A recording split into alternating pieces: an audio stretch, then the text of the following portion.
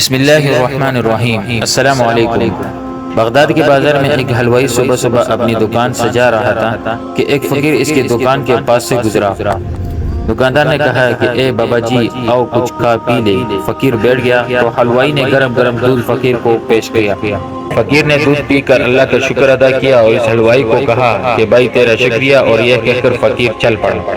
بازار میں ایک فحاشہ عورت اپنے دوست کے ساتھ سیڑھیوں پر بیٹھ کر موسم کا لطف لے رہی تھی۔ ہلکی ہلکی بوندا باری ہو رہی تھی جس کی وجہ سے بازار میں کیچڑ تھا۔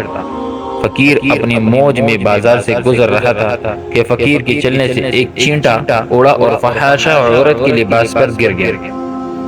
جب یہ منظر فحاشہ عورت کے دوست نے دیکھا تو اسے بہت ہی غصہ آیا۔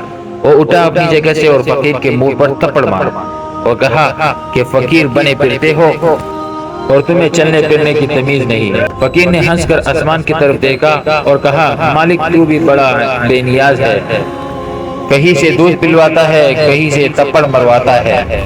یہ کہہ کر فقیر آگے چل پڑا۔ فحاشہ عورت چھت پر جا رہی تھی تو اس کے پاؤں پھسلتا ہے اور زمین پر سر کے بل گر جاتی ہے۔ اس کو ایسی شدید چوٹ لگتی ہے کہ موقع پر ہی فوت ہو جاتی ہے۔ شور مچ گیا کہ فقیر نے آسمان کی طرف منہ کر کے بددعا دی تھی جس کی وجہ سے یہ جان چلی گئی۔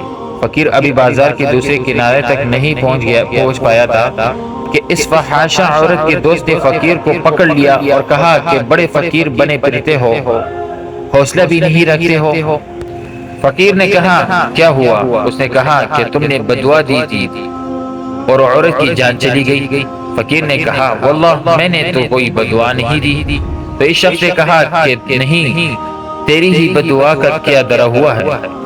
جب اس نے ضد کی تو فقیر نے کہا کہ اصل بات پوچھتے ہو تو میں بتاتا ہوں کہ میں نے کوئی بددعا نہیں کی۔ فقیر نے کہا یہ یارو یارو کی لڑائی ہے۔ لوگوں نے کہا وہ کیسے؟ فقیر نے کہا کہ جب میں گزر رہا تھا اور میرے پاؤں سے چینٹا اڑا اور اس عورت کے لباس پر پڑ گیا تو اس کے یار کو غصہ آیا، اس نے مجھے مارا، تو پھر میرے یار کو بھی غصہ آیا اور اس عورت کی جان لی۔